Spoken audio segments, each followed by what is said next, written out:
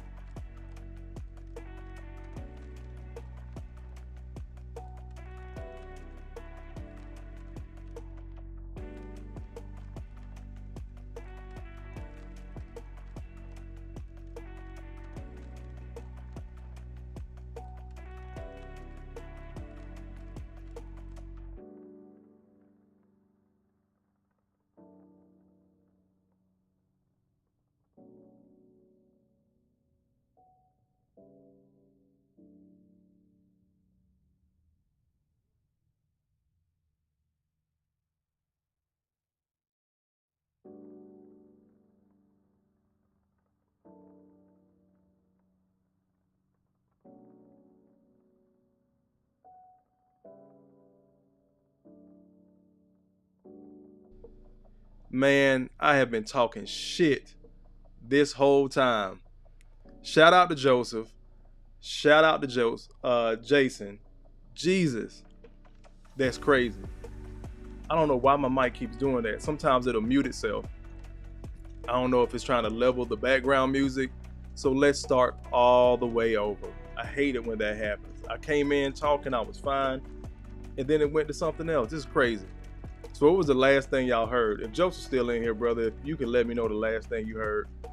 Because I was saying how the series was tied up 2-2 with the Lakers and the Warriors. And I think it's going to go 7. I was talking a little bit of shit. I know we got a little bit of beef going on. Look, man, I need us to tie up this damn series too. I forgot. Jason, look.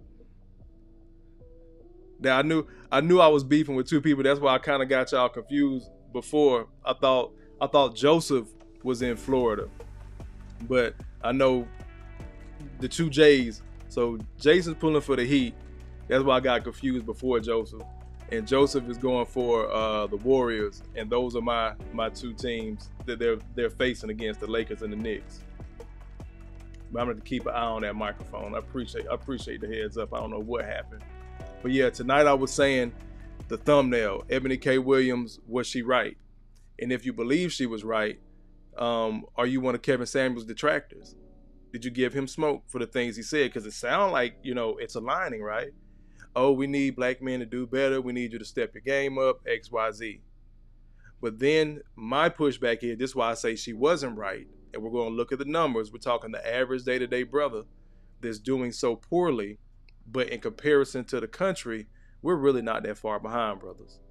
But then you got to factor in incarceration and racism and all the stuff she tried to inject with white supremacy. I told y'all I hate that term. But we do know racism does exist in this country. So you have to factor that in. So the fact we're still here, brothers, fighting for jobs, having jobs, holding down families, being great fathers, I'm going to pour into it. This is where you come to get some positivity poured into. poured into you. I might put a foot in your ass every now and then, but we got enough of that on the outside. People are going to do that already. So coming in, just understand, I know what the black mind plight is. I've been one for 41 years. But again, I'm going to play the whole Breakfast Club interview, but it's not the video. So don't think that it's paused or something's glitching or anything like that. If it is, just let me know in the chat and I'll be able to correct it. But I have a still of DJ Envy and Eboni K Williams over the video so I don't get a copyright strike. I just need y'all to understand that, how the YouTube algorithm works, because shout out to G.R.O.W.T.H. I seen him play an Andrew Tate video. I had no clue how much YouTube actually hates Andrew Tate. His live got shut down like literally 3 times for a non fair use video. Let me keep this over here so I can monitor my sound levels. Make sure that's good. Bring that down a little bit. And special shout out tonight, man. I gotta do it. I was on the phone earlier today with my mama, man, and I didn't even know that she watched the podcast sometime. So shout out to my mama. She get all of these. You go, girl! Cause I told you, I'm a lay. So shout out to my mama, man, for checking in, ghost watching every now and then. Mama, I love you. I appreciate you. Mama, I love you. But I appreciate you, all the lessons you done gave me. I know we bump heads, but again, male version of my mama, man. I mean, down to the cussing. She was like, you be cussing too much. But before she found the Lord, for those that do know, I've talked about it before, my mom's an evangelist. Before she found the Lord, the Kofa you see is the male version of my mama. Love on you, pray for you, cuss your ass out in a heartbeat. So that's what it is. But shout out to my mama, man, for watching. Now I feel even less bad sometimes, because sometimes I do get out here, man, I be like, damn, man, should I have said that? Sometimes I do second guess myself on that. Be like, man, did I go a little bit too hard? Might have hurt the lady's feelings, stuff like that. Look, y'all ain't got a hope in hell now. Mama done gave me a blessing. Oh, shawty, you in trouble.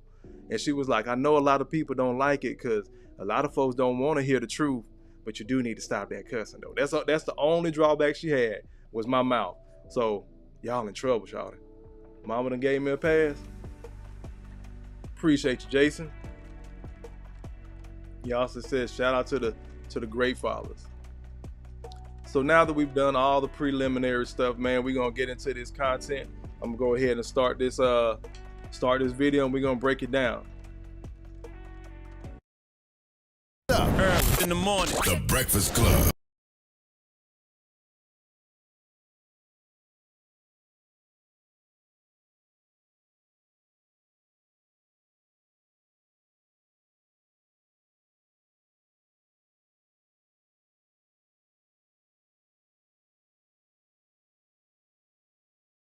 Morning, everybody. It's DJ Envy, Charlemagne the God.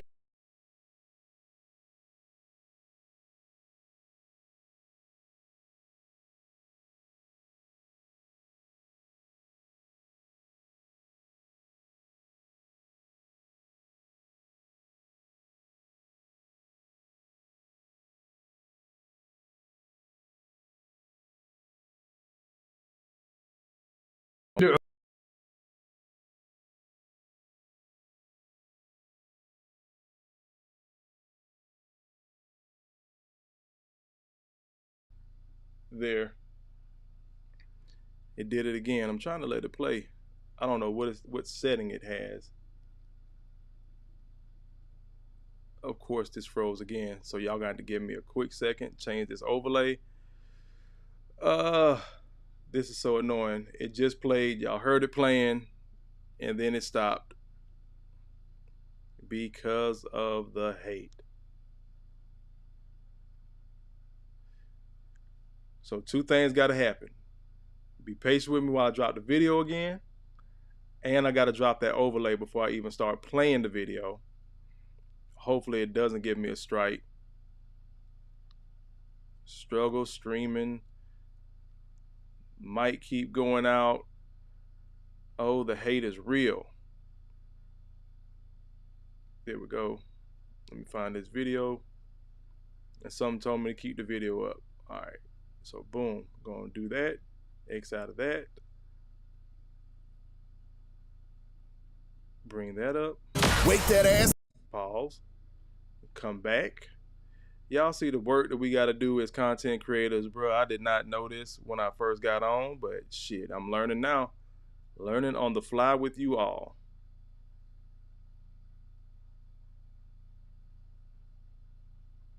I'm going to add that in there. Bring myself back up so we can have this conversation. This is so difficult right now. Bring my circle. Bam. Appreciate you rocking with me, Jason.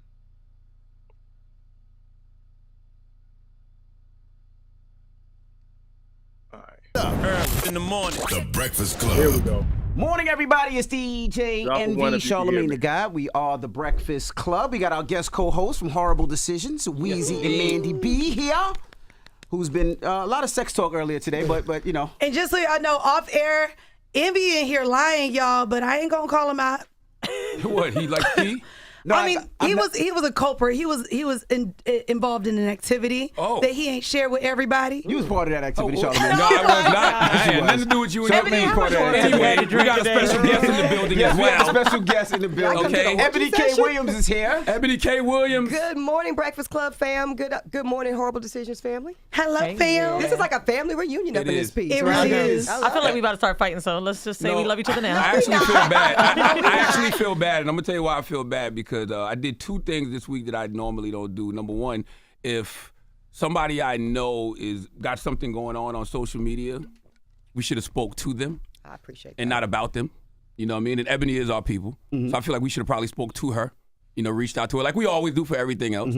And I didn't watch the full interview with Ayanla. I watched the clip online. Well, good thing I reached out to you, my good brother. Yes, and we had yes. a productive, spirited conversation. Yes, we did. And you rolled out the red carpet, and that's why I'm here today. So I appreciate it. Absolutely. Awesome. Now, did who watched the full interview with Ayanla in here? I did listen to the full Holding Court episode listened to that as well. with Eboni K. Williams and Dustin Ross. Of course, I saw the clips as well, and I as well responded on my podcast. See, the thing is, and spoke about it as Great. well. However, Great. there was more agreement with you than not, and so I'm excited to have this conversation. Ayanla was really the issue when watching it, though. Like, I mean, I made a comment on your page and Breakfast Club page, and men was jumping down my throat because I'm like, what does it matter what she wants to be with? But I think the other comments were tough to watch. So here's the thing. I want to, first of all, I'm gonna go ahead and pause it. For those that seen it, her cleanup was worse than the initial comments that she made. Everybody has a preference. That's fine. That's my whole thing. She said it. That's how she feels. That's what she thinks. Cool. Then when she tried to clean it up and inject white supremacy and all that, I think it just made it worse. That's my opinion. That's Kofa. Again, if you agree with what she said, then you cannot be a Kevin Samuels detractor, because the brother was telling black men to skill and scale up for quite some time, and now she's trying to come back and pivot, which a lot of sisters do on a regular basis. They say hurtful things, they dismiss, and then they say, oh, I don't deal in feelings. And then as soon as somebody calls them out their name, then it's a problem, and we need to have a fucking town hall meeting to discuss what's going on with the black men in the community and why they feel like they feel. But it's so much attitude that we get, dismissive attitude, and you'll hear it. I wish I could say you'll see it, but again, you can go watch the video on your own. Appreciate you being in here listening to me give my commentary on it. But you'll hear it later on when that lawyer kicks in. But I'm going to let it run. I started with my Holding Court episode off of gratitude, because I think what we know, the fact that this conversation with myself and Dr. Ayanla, shout out to my SOAR, it aired last week. And let's talk about what's happened since then. We've had a whole White House Correspondents' Dinner, which Roy Wood Jr. killed. Shout out to Roy. We've had the Met Gala. We've got a war in Ukraine and still a war in Sudan, and yet folks is still talking about this shit more than anything else. And I think that speaks to something, right? I think it speaks to the... I'm going to pause it again. This is the norm. It's so much real stuff going on day to day, every day, and we gravitate toward entertainment. But again, I take these celebrities, this salacious stuff, and I scale it down to the average person. Let your boy cook tonight, because I'm going in. And I'm going to break down what the fuck is going on with why this conversation is so big. because it's not just about Eboni K. Williams. It's really not about her at all. This is about the day-to-day black woman that so many black men got to deal with this same attitude. They try to clean up stuff and make it sound good. But again, let her cook. Insatiable nature of the fact that we've got to have this conversation as black men and women, and we talking about the black family structure and black wealth building, and all of those are tenets that are tethered to why this has hit such a nerve and why it's reverberating, in a way. Tyrese posting about it, Jason Lee posting about it, the Shade Room posting about it, Spiritual World posting about it, Ava DuVernay in the comments, Viola Davis in the comments. What was Viola saying? We get to it. So that's a good thing. I want to start by that framework. Nothing about this is negative. People are disagreeing. People are feeling away. We're going to talk about it. But I want to start by the framing that we cannot have rupture in the culture and not do the work of repair. So to me, this is a conversation about repairing and restoring what has historically been a productive, valuable conversation and relationship between black men and women that somehow, some way has gotten away from us. Well, I think it's two different conversations. Like, I watched the full, I don't care who there's a lot of people that don't know what you're talking about that might have just tuned in and have Today. no idea. So, Frank, go ahead, Frank. Do they live under a rock? Some people, because you have to tell people what you're talking about. Okay. So DJ Envy's right. It's rare that I agree with him because he has some not so, positive things to say about Kevin Samuels. But I do find it interesting, Breakfast Club, DJ Envy, Charlamagne, Revolt TV, that you immediately gave Eboni the platform to come up here and clear things up. But out of 2 years of Kevin's popularity before his passing, 2-3 years out of his popularity before his passing, I never seen him on the Breakfast Club.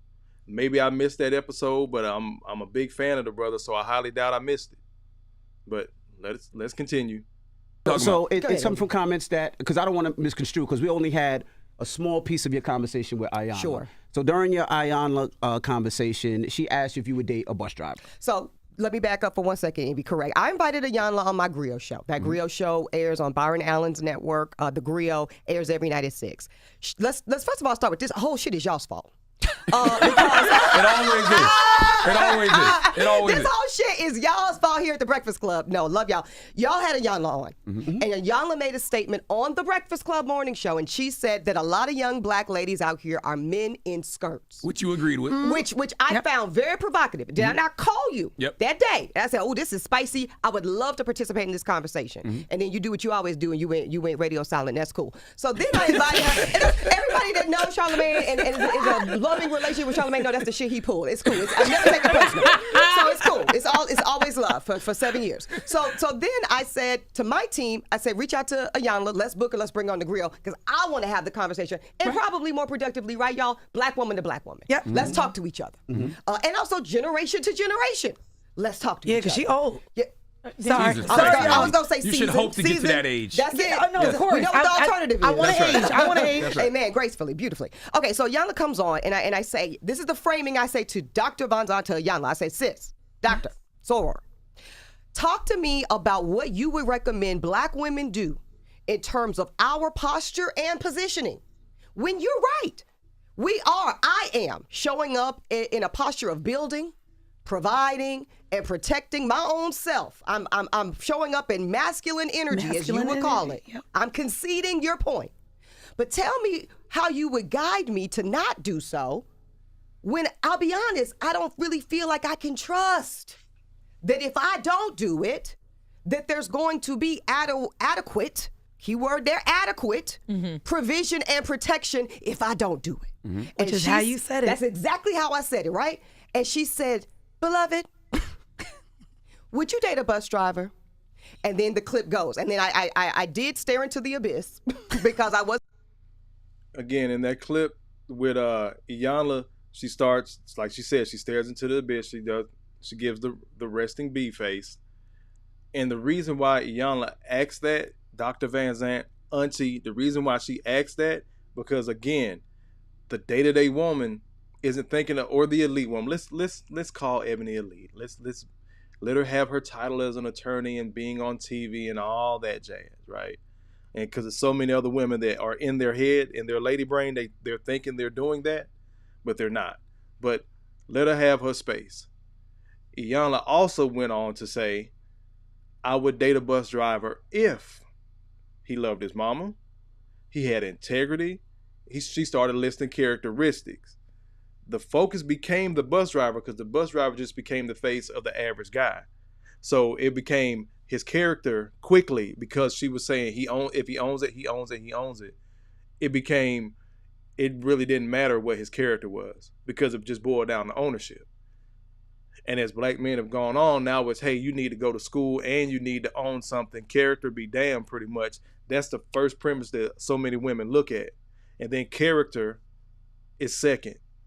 And then when he leads with character, guess what? No matter how good his character is, if he has a balanced job, that's not good enough. So he can have a great job, poor character, we'll work with it. Great character, maybe on his way up from a average or poor job. But no, we're not doing that. That's an immediate no. That's what we're getting pushback from sisters from. Like this, and this shit makes sense to them, bro. I see you, Jason. Let her have it, man. It makes sense to them. But again, in their lady brain, it makes sense to all of them. I'm gonna let it cook a little bit more. I had a note. Oh, we ain't got to that part yet. Wasn't really sure where we were going, but okay, because she is an elder and she's also my soror in the deference, if you know, you know, I'm gonna go with you. Mm-hmm. So I honestly answered y'all in that moment. If he owned the bus, and that's what I said, Envy, but what people heard based on the comments, that I said bus drivers wasn't shit. People heard that I said that bus drivers broke, don't make no money, ain't got no benefits, and that they were beneath me. That somehow was the interpretation of me saying that I will date a bus owner. Now, let me tell you what I actually said, and this is what the whole Holding Court shit was about. Go check that out right now where you get your podcast, Holding Court with Eboni K. Williams featuring Dustin Ross. I said to Holding Court, y'all, let me tell you why ownership is it for me. It's not about salary. Y'all made it about salary. Y'all started debating $125 a year versus $160 a year versus $200 a year. Well, you did quote stats before you went into the thing with Ayanla. You talked about women earn more money than men. And I talked about black women buying more homes. We buy homes single black women are buying 20% of the market share of new real estate on the market. I know because I just closed last summer. It's convenient that they also leave out those that have owned a home or apartment period. Most of them can't keep up with an apartment. Black women are the most evicted demographic in the country right now. All that bitty badass talk for years. I don't need no man. I can do this bad. I can do bad on my own. Well, one thing for sure, they one line. Yes, sis, you can do bad on your own. Because y'all are also the most evicted demographic. Isn't that crazy? But again, we're buying these homes. We're steady spending money. See, women brag about spending money. Men brag about taking care of families. That's our premise. So this idea that, she's a mother or she's a woman and she wants a relationship or she wants to, become a mother, we always give them the softer ideas. When that man is out there fighting the goddamn world to take care of his family, he rarely, if ever, gets any accolades because that's his job. So when she's saying, it became the bus drivers wasn't shit and this, that, and the third and all that, as Jason said, yep, because we can read between the lines. Knocks down another 3-ball. This guy is hotter than fish grease here. It simply stated, the way she framed the answer and her body language said a lot. I've said it 1,000 times. I'm a paralegal by trade. I know a type A attorney, type A personality when I see one. Let's go. It was a shit show in underwriting. That's another they're conversation. Graduating more. They're in college. Yeah. I think I said it to you, Charlamagne, because Charlamagne, you guys do so much work on the Breakfast Club about what? HBCUs. Yep. And I was devastated when my good friend Eugene Scott sent me a post, Washington Post article that said black men are going to HBCUs 1 to 2. It's 2 to 1 for black women graduating. So these are things we got to look at because you have daughters and you have daughters and some of y'all in here got daughters. And if they're going to want to partner and marry men and black men at that, and they're going to want to build together, as you two cite your marriages as examples of, we got to talk about how people can be equally yoked. So back to ownership, Charlamagne. I said ownership is key for me. Why? Not because I'm a bougie bitch. This is not about everybody being a Harvard surgeon. This is about this book right here, Bet on Black. You've read it, Charlamagne. Y'all were at the party. Y'all know what time it is. It's hard to be free in America as a black person when you don't own anything. And I mean that with my fiber in my being, and I'm going to prove it to you. My grandfather, Kerry James Williams, had a 4th grade education in Mount Pelier, Louisiana. He then provided for my family with everything they needed by doing 5 things at one time. That man cut hair. He made and sold moonshine. He cut graveyards on the weekend. He also worked a salary job at a feed mill. If you know about that feed mill life, then you know. My point in this is saying this, and then he raised my mother, Gloria, who also did not complete college. She took 2 years at Texas Southern. She said, how much? 50,000. It ain't gonna be that for me. And she pieced out, and she started her own business. She drove the bus. So for all of y'all in the comments, well, my daddy drove a bus. Well, my mama drove a bus. My mother drove a bus as well, y'all. She drove a bus until she acquired a skill set. In her case, it was cosmetology. She drove the bus in the morning. So again, would you date a bus driver? So you wouldn't wait on him to acquire his skill set.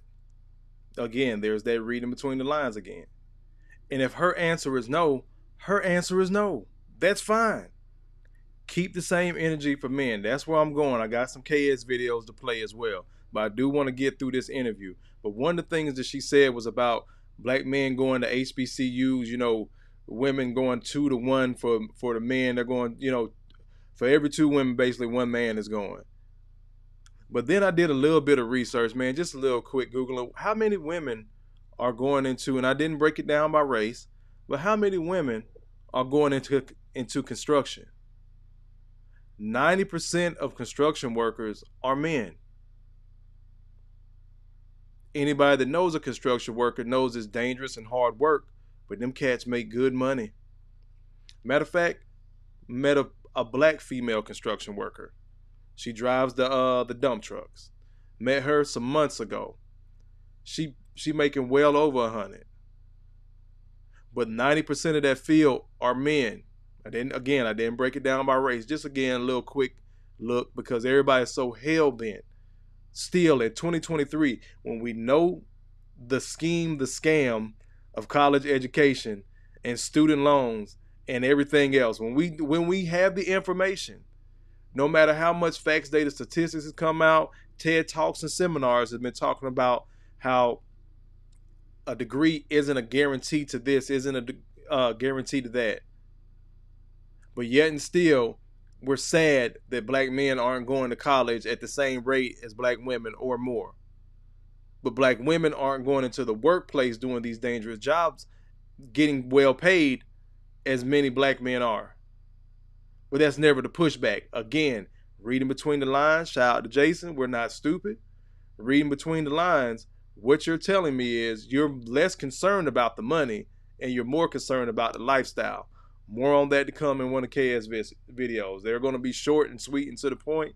This Breakfast Club video is like 40 minutes long, so I am going to let it run for a few minutes, about 5-6 minutes at a time before I comment. But I did have to hop in and give that part of it with the comparison between, so many black women are going to college versus how many black men aren't going to college, but how many black women are going to these dangerous jobs. Not many. Let's keep cooking. The school bus. She would get off the bus. She would go to Universal Beauty School off of Beatties Ford Road in Charlotte, North Carolina. She would then get back on the bus, drive the afternoon shift. Then she would come check on me, make sure that I was doing what I needed to do. And then she would go drive for UPS. So for those of y'all talking to me like I don't know what a CDL license can do, I helped my mom study for a CDL when I was 9 years old. I promise you I know about that life. My point is this. It's about skills. It is nothing wrong with driving a bus if that is your maximum skill set. I simply want to call Black America up to the excellence that I know we can occupy. I've seen it before. Entrepreneurship is the key to me. That's not just me talking. That's Earl Graves Sr., the founder and visionary of Black Enterprise. I'm talking about Black Enterprise, Black ownership, and Black liberation. And it is important to me. It's in my DNA. It's my personal legacy. Because my mama told me, y'all, nobody will pay you what you will pay you. And this is not about shaming bus drivers, but I want to be clear. If you are driving a bus today, and that is the maximum of your skill set, I love and appreciate it for you. I have to, because it's an honest day's living. But I want to tell you the truth. And this is not about hurting feelings or talking down or being an elitist. I need you to know that in 10 years, you may or may not have a job because AI. Yeah. artificial intelligence. See, this is the part nobody wants to talk The about, lawyers y'all. might not have a job in 10 years. They might because not, and that's why might not have a job. So I'm glad you're going there, Charlamagne, because this is the part of the conversation that people really are feeling triggered by. We all have to reassess constantly our skill set and how it's applicable today and how it might or might not be applicable tomorrow. So this goes back to everybody in the comments. Well, my daddy drove a bus and he did this and this and he was respectful and he was a good black man. He was a great black man, I'm sure. I'm sure all the bus drivers are saints and none of them cheat and none of them beat women and they all are just God-fearing men that show up and how they're supposed to in this world. I believe Well, not all, but I'm saying like, no, that's the narrative. It's sarcasm. That's the narrative. And all people that dare to own, that dare to advance a skill set in a different kind of way, not a better way or a worse way, a different kind of way, they all have full-blown AIDS, beat their wives, and will die alone. That's the narrative. what Tyler Perry movie is this? That's what I'm Right. saying. It is Temptation. It's very Tyler Perry. It is. But Ebony, what about the bus drivers that their goal was to own a home? And what if they came from something that necessarily wasn't the best education and driving the bus is I think we got to broaden the conversation. successful. I think we keep using words like bus drivers and we got this is what bothers me, to make it seem like bus drivers only drive buses. Why do we keep right? talking about bus drivers? then? Because let's generalize That's what she said. drivers. Let's That's generalize. why. Let's We could generalize. talk bus drivers, we could talk police officers, we could talk MTA workers, we could talk all these different people that work at these quote-unquote average jobs. is what people Everyday were saying. working class people. Now, this is my problem, right? Yes. Now, you know I do real estate and I do these seminars all across the country, right? We get thousands of people. The majority of people that own homes and investment homes. I'm gonna pause it real quick, and I'm gonna let Envy attempt to get in there because that didn't go well either. Because she's getting ready to turn on that lawyer button in a couple of minutes. But when it comes down, like Jason said, the bus driver was a metaphor. Like Iyanla could have said a sanitation worker, a construction worker, anything blue collar. Like Envy just spoke to, the police officer, fireman. These are the people that make the country go. I spoke about it over the weekend. I touched on a little bit, but I wanted everybody to hear it out of Eboni K. Williams' mouth for herself on this full broadcast. So if we're going to give her pushback, we got to understand why we're giving her pushback. You got to hear the whole thing. This is like the bow on it. So she made her comments. Martin Lamont Hill commented. She came back, tried to clean it up. Then it was another interview, and then she came to the Breakfast Club. So we're just going to let this thing rock, man. But again, it's deeper than the bus driver. It's not the bus driver for those to see this. It's not. It's the average day-to-day brother that's making things happen. But people act like he ain't shit because, oh, now the white boogeyman. Remember what I told y'all. When black folks want to scare you, you find the nearest black man to blame or you blame the boogeyman of white supremacy. And yes, I know racism exists in this country. I'm from Alabama. You don't got to tell me. I can go down the list of what my family done been through. But anyways, moving on. I'm going to get back to this to the Breakfast Club interview. And I'm going to let it cook for a few minutes because I did write some notes at one point where she's getting ready to get to. All your quote-unquote average workers, all your bus drivers, all your MTA workers, so they just don't drive buses. They have properties, I know a police officer that drives Ferraris because it's not from his police job, it's from the houses that he owns that he made off to the police job. You sure it's not from the cocaine I'm he's stealing in the... 1,000%. No, I'm 1,000%. I'm playing. That's a joke. He has more properties than you, me, and Charlamagne put together. Joke. That's who he is. That's a joke. But they take it serious. But I know these people that do it, and they put in hard work. So when you said, I wouldn't date a bus driver unless he owned his own bus, a lot of people felt it like, yo, that's disrespectful because just because I took a job, and a lot of people take those jobs for a couple of different reasons. One, the benefits, right? Sure. They know they can work for 20 years. After 20 years, they can retire and they still get their retirement and they still get their benefits. So after 20 years, they can. Most police officers, the same thing. They get their retirement, they can still carry their firearm, and they can still get their benefits. So I look at it as that's a great hustle. They work for 20 years. At the end of 20 years, let's say they start at 21. At 41, they done working the bus company, done being a police officer, done being MTA, and now they just making money on top of money. So it's value over values, right? Envy, let me stop you right there. It's not. Do you think for 1 second, and I know you don't know me that well, but Correct. we've had enough conversation. I had you on Revolt Black News. You talked to me about your father, who was a leader in law enforcement. Do you think for 1 second I'm about to push back on anything you just offered in that statement? You can. Right. So I cannot. And so what I'm telling you is, what you are applying now is not the facts as they were given to me. Iyanla did not ask me, Eboni, would you date a bus driver that also had a real estate portfolio? Iyanla did not ask me. Hold on now. Eboni, would you date a bus driver that also has a litany of franchises? Because you and your wife just bought 5, right? Six Crystals? Yeah. Crystal Carolina. burgers. Okay. She didn't ask. That was not the framing of the question, Envy. Had that been the framing of the question, I would have said, Dr. Vons, where the fuck he at? So, Plain and simple, attorneys inject shit all the time. They expand on questions all the time. I appreciate everybody that's coming in. Make sure y'all hit the like button. Attorneys expand on shit all the time. Iyanla Vanzant did not have to say, would you date a bus driver that? She just simply asked. That was Eboni K. Williams' opportunity to say, hey, I would date him if, and start listing actual characteristics. Instead, she did what most black women do. If he a boss, if he run his own shit. Again, one of the notes I put was, simply said, man, keep the same energy. Keep the same energy when it comes out of man's mouth. I like to write, y'all, so I actually wrote notes for this one. Iyanla didn't ask for those specifics, nor did she inject those into the conversation. Oftentimes, we make up negative things all the time about certain men, but the vision for better is rare and usually, like now, on the back end. Now she wants to talk about a better vision on the back end and men scaling up. Immediately, when this conversation starts, and again, it's not about Eboni K. Williams. It's about the average day-to-day black woman that we're dealing with. When I say average, I mean black women that you can see. I don't give a damn about your job, sis. You know what the fuck the inside of a Walmart looks like. Knocks down another 3-ball. This guy is hotter than fish grease here. Humble yourself.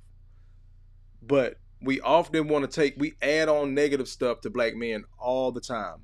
But this bus driver, if he owns the bus, and that's what she stopped at. So how do you not know that he doesn't own some property? That was the assumption. That was immediate. He might work for the bus company, but he might own something else. But because he doesn't own the bus company, if somebody was trying to introduce you to him, you wouldn't even be interested. That's what she said. Maybe I'm hearing wrong. Y'all let me know in the chat. Am I hearing wrong? Let's get back to the interview. Hold up. Let me get to these comments. Had some people come in. Laugh my ass off why people so pressed Eboni don't want them. It's not about them, Mo. It's the average day-to-day black woman that talk like this, think like this, move like this. And then guess what? As soon as black men move the fuck on and go put his dick in a white girl, black women are the first ones to complain about it. And then that creates the narrative, further creates the narrative to keep going that niggas ain't shit. And the brothers just out here working, most black women don't want. It's not about Eboni K. Williams. Again, I told y'all, to me, she's a fucking 6. I really thought she was at least 47, 48 years old. I was surprised to find out that she's 6 months older than me. I'm not taking shots. I'm being dead ass serious.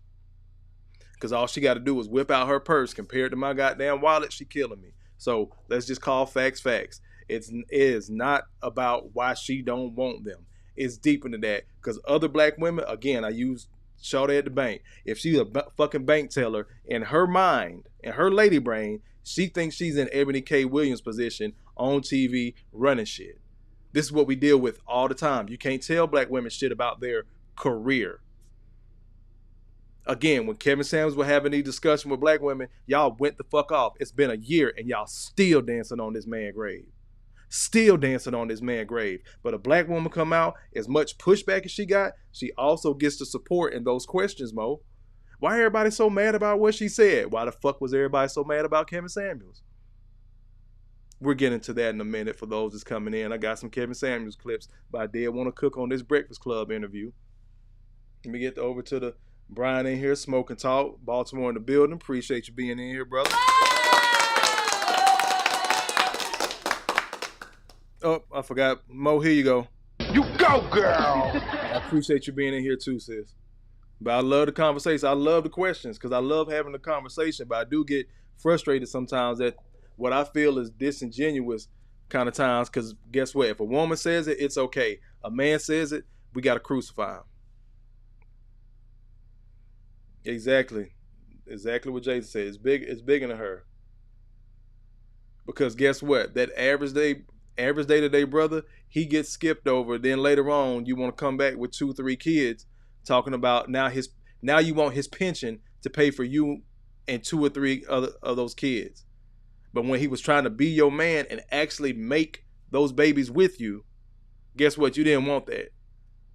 Play the video from 1986 when those young mothers were saying they didn't need a man, they could do it on their own, and they didn't feel the black male figure was substantial for the black family. Look where the fuck we are, y'all. Like, get out your goddamn feelings. Look where the fuck we are. You keep saying you don't need men, you don't want us, this, that, and the third. There are good people out here, good men out here, but ain't nobody fucking with them. And then as soon as he get a passport and get happy and go see it and have another experience, now everybody mad at him for that.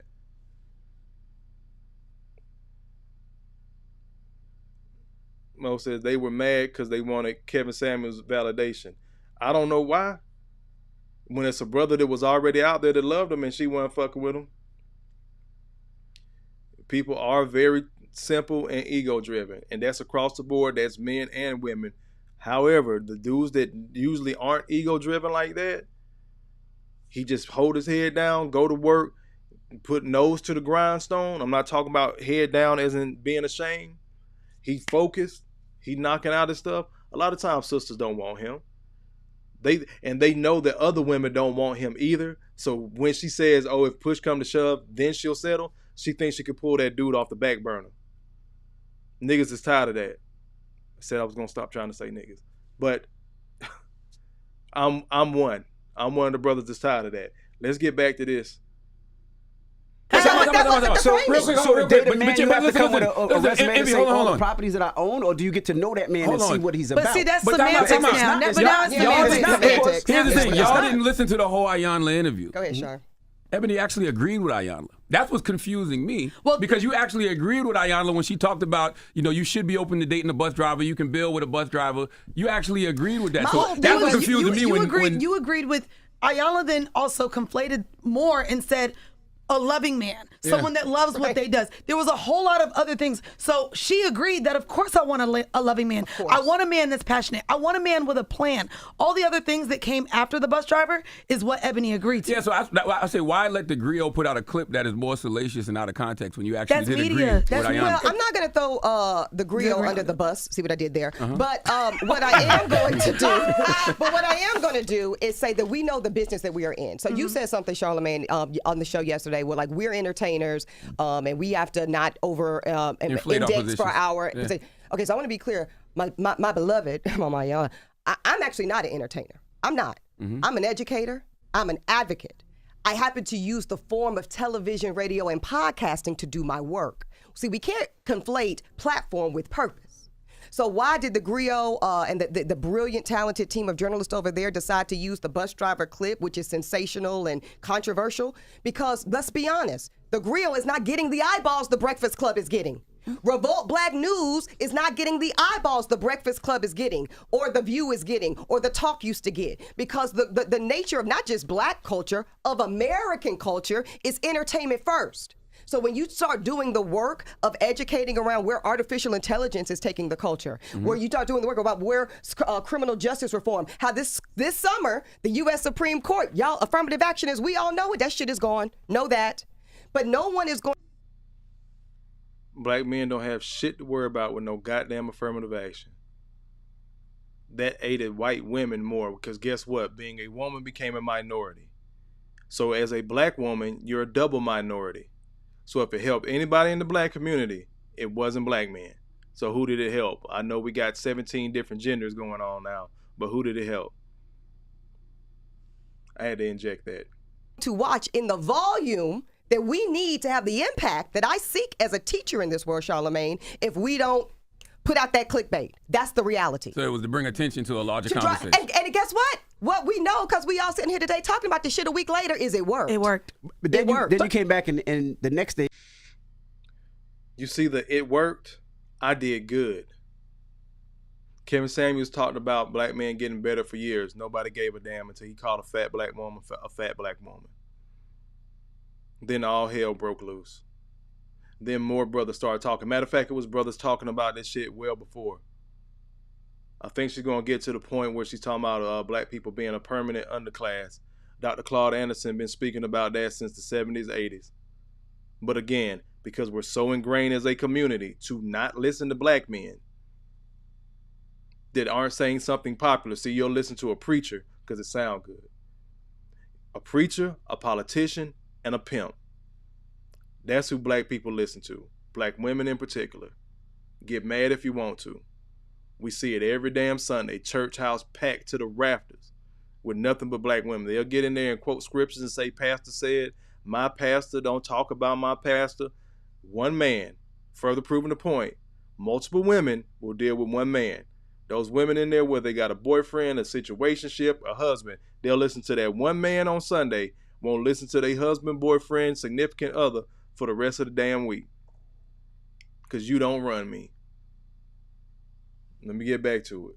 People feel like you doubled down on what you said. No, feel like I did. Okay. I stood 10 toes down. And what did I you don't say when think you that was when you- standing down though. I think you completely like took a different turn. I Like agree. that was think so? I agree. I I told actually you thought that. it was tough I to agree. watch. And you know I love you, but like No, you know, but I feel you, but that has love ain't got nothing to do with it. Tina told us that. So go ahead. I want to hear because the to me response. 10 toes down would have been like, yeah, this is the choice that I'm making. This is my preference. This is the type of man I want. What I watched were you talking about people as a whole, Right. and even white supremacy, bringing up, calling, Yes. saying average, like. I'm going to pause it there. I'm going to get over to these comments before we get into the whole white supremacy talk. But most said they wanted KS to rate them a 10. Jason says they would but KS would ask women to rate themselves and they would be giving themselves a 10, which is crazy. Mo says and they would rate low, hoping he would rate higher. That's the average at best viral moment. Some overestimated too and wanted him to review it. You go, girl. They're constantly rating themselves a 10, most women. And they call that confidence. They think men are attracted to that shit. We don't give a damn. We'll deal with a 5. If she's sweet, the cat good, she don't bother a nigga, we'll deal with a 5. We'll deal with, especially with a 6. Because there's a 6, you know what? Shit. When you done up, you might be touching an 8. You might be dragging that wagon behind you. Your face a 6, but that ass a 10. You heard men say this shit a lot. But so many people gave pushback to Kevin for the things he said, even when he was talking about racism in America and black men needing to fight through that veil. And when there was real racism, our people were married at a higher rate than they are now. So which one do you want? Because if you got all this education, all this money now, why the hell aren't we getting married? Simply stated, feel how you feel, it's the women. As soon as they got jobs, they told men they didn't want them. They didn't need them. They were going to start exploring the world, go get them a white boy. We got video after video from the 80s and 90s, all these talk shows. Before YouTube, before social media, there was talk TV. Let me get back over to these comments, then we get back to the video real quick. Oh, already had that one up. Mo says, why Eboni always screaming, abrasive? She's an attorney. You may not have been in here, but I know I've told y'all before, I'm a paralegal. I work with attorneys. I know this personality type. I know the type A personality. She's going to be right. Oh, and she just getting warm, Mo. You go, girl. She just getting warm. She ain't even started yet, y'all. She getting there, though. She about to. Jason said, because some people believe the louder you are, the more correct you are. For real, for real. Knocks down another 3-ball. This guy is hotter than fish grease here. That's why I say raise your argument, not your voice. Mo says, passer, let me give you this.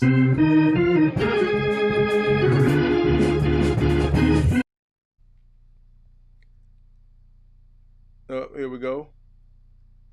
Uh-oh. Oh, skip your original comment. There we go. Got flawless mentality in the building.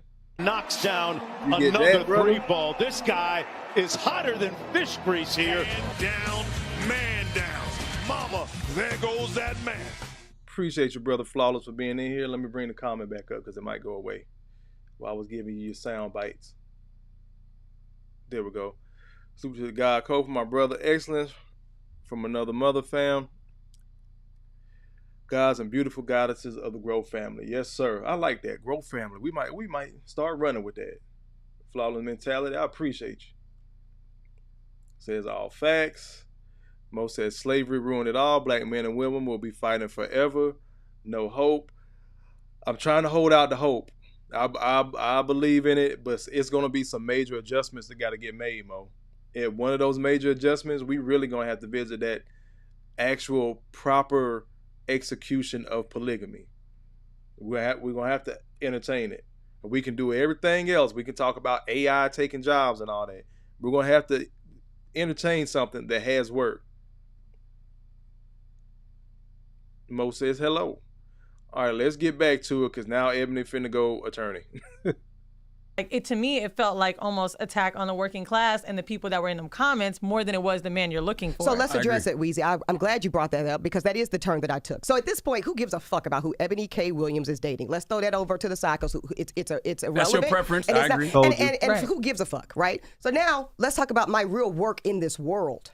The work God has called me to do, which is to always sit in a posture of elevating, advancing, and offering options to Black Americans for us to have a first-class existence. So when I talk about a permanent Black underclass, that's something that I talked about in the response video that Weezy citing.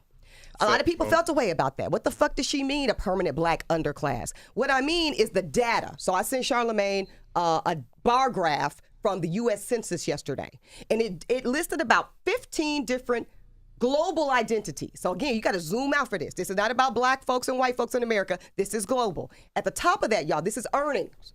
Indian Americans earn more than anybody else in America. At the very bottom, Black Americans. It's like they were earning about $100,000 per year per average. Not a few, not half.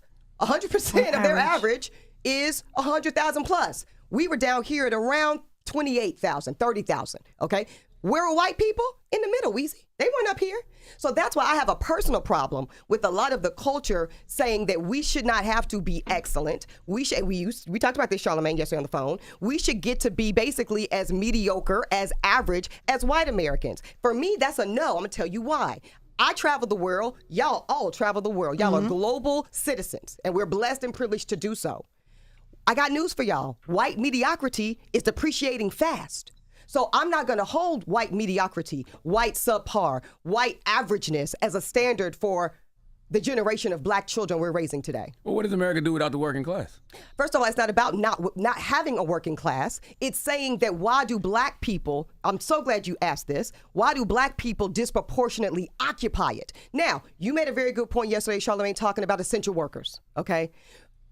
America found out, if we didn't know before, how essential our bus drivers, our MTA drivers, our home health nurses, our custodians, our grocery store workers were during fast food, all of it during COVID. And God knows we were ringing those pots and shouting them out, and God bless our essential workers. Nobody loves them more than your girl here. But you know what I don't love is that Black folks died at a 2-to-1 rate of during COVID, that Black folks were on ventilators more often during COVID. And part of the reason why that was the case, y'all, is because we over-index in the blue-collar working sector, in the essential jobs. And many of us don't have the option that we all had, which was to do our jobs virtually. So we are on the front lines in a way that disproportionately makes us vulnerable. We're dying because of it. That is my issue, not to disrespect these people. I feel like you're changing the goalposts, right? What people were upset about was what you said. Envy gets this. Knocks down another 3-ball. This guy is hotter than fish grease here. I'll give Envy that because that's what that is. That's moving the goalposts. And everything that you said could absolutely positively be true. People were upset that they felt like that you were putting down the average person, quote unquote average job, and the person that was working the average job, that their what they do is not as good as what you do. That's a projection, Envy. Envy, that's a projection. Because I'll let you speak. Let me talk, go ahead, please. Envy. Yeah. So when you start talking about all this, and I read the comments just like you did because I wanted to prepare myself when you came up here to understand what people were mad about and understand what people were upset about. So when you're talking about all this brother this and the Black man this and the white supremacy this and this, that, and the other, that's all to the side of how you felt about that quote unquote average job, right? And I'll be honest with you, right? And one of the comments that I said, and maybe I'm not sure, right? The guy was like, you talk about all this about lifting a brother up and lifting this up and white supremacy and what you do for our people. And then the first thing the brother said was, but your fiance was white. And I'm sitting there like, how do you talk about how much you're uplifting and how much you're going for Black people, but that's not necessarily what you're even looking for? Well, first of all, Paging Dr. Umar, damn. Well, let's address it, and let's not skip a beat. So, I would love to know how you, Envy, know what I'm looking for because we never had the conversation. I don't know. But you just I'm telling you what people are saying on comments what I've read, and I'm talking for them. I'm not. again, you see how she's trying to pivot and say, oh, you framed it a certain way. No, the man told the truth. You were engaged to a white man. Like, this is the stuff that I don't like from a lot of sisters. That the things that are make-believe. The things they make up in their head are real. All Envy said was, how do you justify that? You talking about uplifting black man and you were engaged to a white man. Oh no, the way you're framing it. I'm gonna let her finish. But I had to stop this shit because I listened to it, so that's the only reason I'm stopping it. If I didn't, I would have let it run and then I would have dissected it. But I had to hop in because it bothers the fuck out of me. Because again, I see it in the attorney's office all the time. I know the chess game that they play. Somebody says something that's the truth, can even have the law back it up. But guess what? It's open to interpretation. So then somebody else gets to remix it. I'm gonna let it run. Bus driver. I'm speaking for the average person out there because I feel for them, because the bus drivers and the average person are what keeps these lights on here on the Breakfast Club. That's right. They keep me booked in shows. Nobody is saying. Okay, first of all, this is not about you booking shows. I'm just telling you how I feel. So when you shit on the people that ride with me, Envy, you're dead ass wrong for framing it as me shitting on them. You don't think it was shitting on them? I know it. First of all, I know it wasn't. I think what you're saying right now is irresponsible. I think what you're saying is irresponsible. Flawless mentality. Knocks down another 3 ball. This guy is hotter than fish grease here. How people feel? Do you listen to the calls, how people feel? I think what you are framing right now in this moment is highly irresponsible. How? Because if you listen, I'm going to tell you. Because if you were to listen to all of the full Iyanla interview, the full sidebar, the full episode of Holding Court, nowhere in any of that commentary did I say a cross or negative word about the working class of Black America, of America broadly, or Black men. I'm going to get to the why was my fiance. Envy, let me finish this statement. Do you know what people feel? I'm going to get to. Just because you didn't mean to hurt somebody, just because you didn't mean to affect somebody, doesn't mean you didn't hurt a community. I can say anything about somebody and be like, I didn't mean to hurt you. But if you hurt people, you hurt people. If people feel a way about you, they feel a way about you because those people that you talked about are the people that buy your books, that listen to this show, and they're hurt. Ebony, what about words like average, mediocrity, typical, and the bigotry of low expectations? I think those are the words that hurt the working class. You can sit here and say, no, I didn't hurt nobody. You hurt people out there that buy your books and follow you and support you. You asked me to be quiet. Y'all, please. Y'all asked me to be quiet. I listened to your full statement. The damsel in distress. I'm frustrated. Now she started raising her voice, right? Y'all peep that, right? And Envy's about to let him know she been talking. He just started talking and it's still, oh my God, you won't let me get anything out. She done talked for 20 minutes straight. Please know the game. This is why I say, brothers, it's bigger than Eboni K. Williams. This personality type, where she has to be right, even though, hey, it's not about me, fuck who I'm dating, it's still about me because I'm in the conversation. Nobody else should be commenting right now. Nobody should be speaking while I'm speaking. And she'll give him just a little bit of leeway for him to hop in, and then immediately hop in. This is what you just heard. Y'all, please, you're not even letting me finish my statement. I've seen it time and time again. Brothers, please start paying attention to this behavior. It is not about Eboni K. Williams. It is not about DJ Envy, the Breakfast Club, or her comments on the grill. What I want us to be able to do, if you're going to look at these celebrity lives, be able to compare it to your own. Take the thought of the money and however they get their bread out of your head. Look at the personality types. Regardless of the job, regardless of where they are in life, characteristics, integrity, who that person is at their core matters. That's what I want men to start paying attention to. Again, when people show you who they are, tell you who they are, believe them. I understand you have a feeling about it. 22 minutes and I just spoke for 60 seconds. She is here to talk to him. I know, but I just spoke for 60 seconds. We got ours off already. Let Ebony talk. I'm just returning what she said. But don't act like I didn't let her speak. She spoke for 22 Absolutely. minutes. Go ahead, Ebony. Let her talk. Y'all heard him. Let her go. Go ahead. She spoke for 22 minutes. So, Envy, this is where we're different. My primary focus and goal when I do what I do in the world is not to protect feelings. I'm going to be candid with you. Thanks, I understand it's clear from the energy that there is an emotional attack that you felt was on Black men, the working class, and Black America. I'm going to hold the space for the hurt feelings around that. But more than I care about hurt feelings, I care about providing my people with facts and information that say that the current way of life for the majority of Black Americans is not serving us. I'm going off of the data and the facts. I am not okay, and I don't think it's okay, that the vast majority of Black Americans, again, overpopulate, disproportionately occupy spaces that are not ideal, that make us vulnerable. I talked about the COVID, that make us vulnerable to death, disease, maternal health, all the things that y'all all talk about on this show every day. Now, if y'all are okay with the current positioning of Black America, that we are the lowest income, the lowest home ownership, the lowest educated group, then so be it. And let's just stop talking now and keep on going about our business. Envy, I'm not okay with it. So that is why I said what I said about addressing the bigotry of low expectations. It's the bigotry of low expectations is the reason why I have to submit that Black men are now going to HBCUs and college and generally at half the rate of Black girls and women. I don't think that's okay. Shouldn't we? Their goals are the most important. Everybody not going to go to college. For those that weren't in here earlier, I looked up the numbers. 90% of construction workers are men. Now, I didn't, again, full transparency, I didn't break it down by race.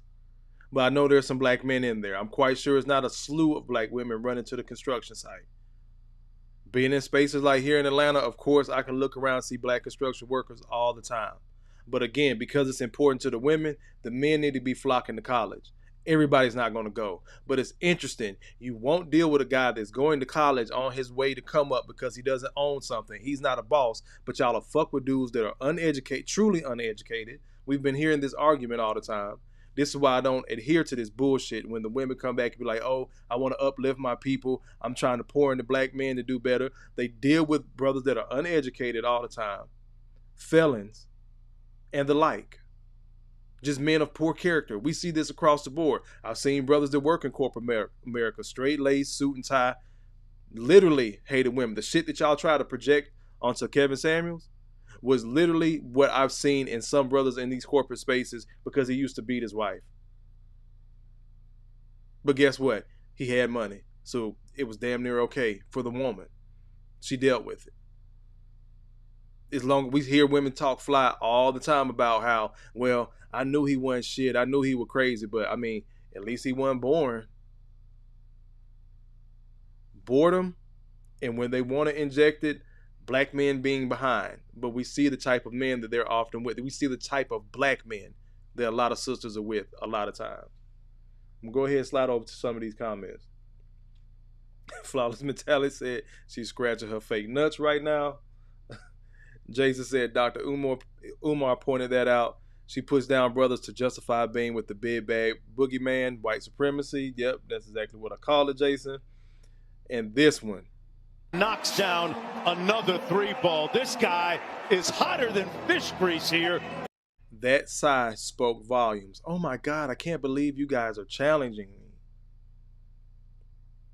Flawless Mentality also says no alpha Black man will ever be bothered with her fake, masculine, aggressive, emotional BS. Not at all. The brothers are cutting tie, and sisters really don't realize that shit. They think it's a joke because so many of the Pookies and the Ray Rays out there are going to say, man, what type of dude don't want no woman? What type of dude don't want this? What you need to be doing is, it's so many of those dudes that are projecting that stuff out there. Women will see that and say, well, he's a Black man and he agrees with me. And those are the guys they flock to. And when they take a loss with him, then they want to come back to an actual Black man, not a Black male, to an actual Black man. And brothers ain't trying to move like that, whether he owns the bus or not. Especially, let me put that out there. When you do find a brother that's in these boss spaces, he legit got something going for himself, sis. He not going to put up with that stereotypical attitude, because you know how to check it when you go into work. You know how to check it when you go into the classroom. Despite what we may be seeing on social media with these young girls acting a damn fool in school. I got some of that this week too. But this is where we're going. But for y'all older women, you know how to act in every other space than when you're dealing with your men. Flawless Mentality caps it off, says only a passive white man or a broke, needy Black man would be bothered with this. Won't ever shut the fuck up. Make believe. Wanna be Sister Becky Soldier. Facts. Knocks down another 3-ball. This guy is hotter than fish grease here.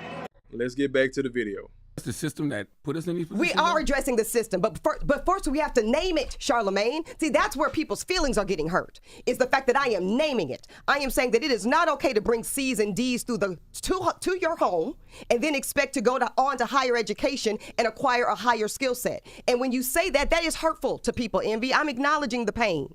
But somebody has got to start telling the truth to our people. And some of y'all wonder why you get the political representation y'all get, because some folks would rather hear things that make them feel good than understand and hear the things that are the truth. So let's talk about average, mediocre, and typical. Because a lot of people felt a way about it. Well, I looked it up. I did the service of pulling it up out of Merriam-Webster. So this is not Ebony shitting on anybody, Envy. This is simply to say when you do something average, by definition, it is of typical value. It is normal and it is standard. When you are regular, normal, acceptable. When you are mediocre, that would have people real hot. It means ordinary, medium, commonplace, and moderate. And the bigotry, don't forget the bigotry of low expectations. I'm going to get to that. That's an academic study, okay? So those of you that think that's George W. Bush, go do your reading. Go do your reading. But let's talk about those words, Charlemagne. Nothing in there says you ain't shit. Nothing in there says it's bad or low or beneath. They've applied the negative connotation to those That's words. a projection, and I'm not going to... Keep the same goddamn energy. When men are giving you facts, data, statistics of how overweight black women are, how in debt they are, how many bastard children they have out of wedlock that don't have a damn daddy because of mama choice, that's who your cat got wet for. That's what you let ease up in you, raw. Keep the same energy. See, people project these numbers like they're about to say, oh, they're projecting and they're this, that, and the third. When we flip it on its head and make it about black women, then it's an issue. But we could talk about how messed up black men are and why the community as a whole is failing because black men are failing. And then if the community is doing good, we find the nearest black woman and say, see, sis got it going on. She's a mother. She got, this level of education. She work here, even if she don't have this level of education. Who are you to tell? Maybe she didn't want to go to school. Maybe she's getting her nursing degree. And on and on and on. But when it's a black man that's working in construction or anywhere else, the bus driver, for all intents and purposes for this conversation, the day-to-day guy that may not have that formal education, but he makes the community, the world, the city, the town go from the work that he does when he puts on that uniform every morning. Now all of a sudden, what he does doesn't matter because he don't have a degree. We're still on this shit in 2023.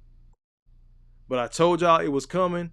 I don't know if Mo's still in here. I told you she was getting warm. Now the attorney done came out for the last 15 minutes of the video. I'm going to let it keep running. Stand for it, because you need to be honest with the actual semantics in which we're talking about. So when you say regular, hardworking, everyday people, Charlemagne, that is rhetorically not any different than me saying average, mediocre work. I not disagree the because individual. those words can be weaponized. Just like the word basic has been Okay, weaponized. yeah, I can call y'all basic. I can call y'all basic B's, But and that's y'all what I'm be saying. But there's a upset. negative connotation. It's You call why me mediocre, I'm out the room. But That it's is why. her- But you see what the women said. You call me mediocre, I'm out of the room. Charlemagne said if I call you a basic B, it's going to be a problem. This is why I always give the example of Walmart. I don't give a damn how much money you got. You know what the inside of a Walmart look like. You're not that exclusive. You don't just shop at Neiman Marcus and Nordstrom and all that shit. Bring this comment back up. Jason Williams said, keep going down the line, Kofa. Their eviction rates, their debts, senseless spending on hair maintenance, etc. We can keep going. Average. Eboni K. Williams. Average. She's a 41-year-old unmarried black woman. What's the numbers? One in 4 black women, or that's what it used to be? I don't know if it's changed. Maybe it's increased because there's more and more sisters saying they don't want to get married. More and more divorces are happening. So let's just stick with the numbers that I know. Again, somebody correct me if it's changed. 1 in 4 black women will be married in their lifetime. Ebony isn't married yet. that will make her average. You're going to be average in some space. But guess what? I've known the average worker be an excellent father. I've known the guy, again, corporate America, making great money, but he beats the shit out of his wife. He's a poor character. He's not average. Most men don't do that. But he did.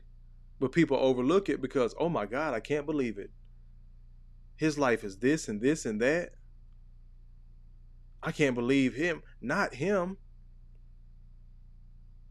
But you'll project that onto the average guy a lot of times. Not saying Eboni K did, but I'm just saying in general, our conversation is, oh, black men are getting underpaid, so they're coming home angry and they're taking it out on their wives.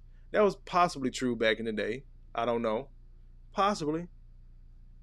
But it's so much stuff that black women have done over time that nobody wants to account for.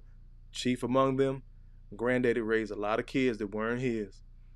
But there were no blood tests back then, and there's no way to tell it now unless a blood test is done. But the damage has been done. I know I'm kind of conflating the two. I'm just giving you an example of where we go when we want to talk about black men and the failure of the community at large. Because ultimately, we're going to get blamed for it. But black women have played a heavy, heavy part. It's to the point family members ain't fucking with me because you're talking about women and I feel like you're talking about me. There's a good chance, bitch. There's a good chance.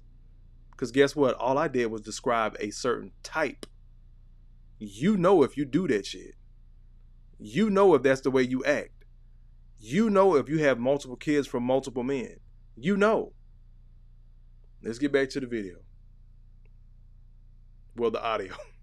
But also, see, I made a whole song called I Don't Want No Mediocre. But also, we've done that with the N-word. We've done it with the word whore. There's negative connotations to a lot of words, and if someone calls it to you, I get that. But We even reclaim the word whore. You were talking about something totally different. But what I'm saying is, nobody is reclaiming average and mediocre. Even when she brought up C's and D's in school, academically, a C says you're average. That's exactly what it means. I don't know people why have that's a problem being average. Because people, if you're okay accepting C's. I'm going to tell you. Because I don't think essential workers are average. Okay, I don't think essential first of all, workers are Charlamagne, average. let me finish this statement. I don't think because Uber drivers, bus drivers, I don't think any of those people are average or mediocre. I'm not saying that the people are average. So let's slow it down. I don't think the job is average. The job is average. I don't think the job is average by definition. It says that most people can do it per the skill set. It also speaks to the income it commands. It speaks to scarcity and demand. So what That's about what we're the talking people about. that are holding college degrees that have to drive Uber right now because they're can't doing get into mediocre work. So Weezy, let me be very clear as to what I'm not saying. No, y'all got to listen to this. I am not saying that a piece of paper makes you a more valuable individual. I didn't say that. I don't believe that.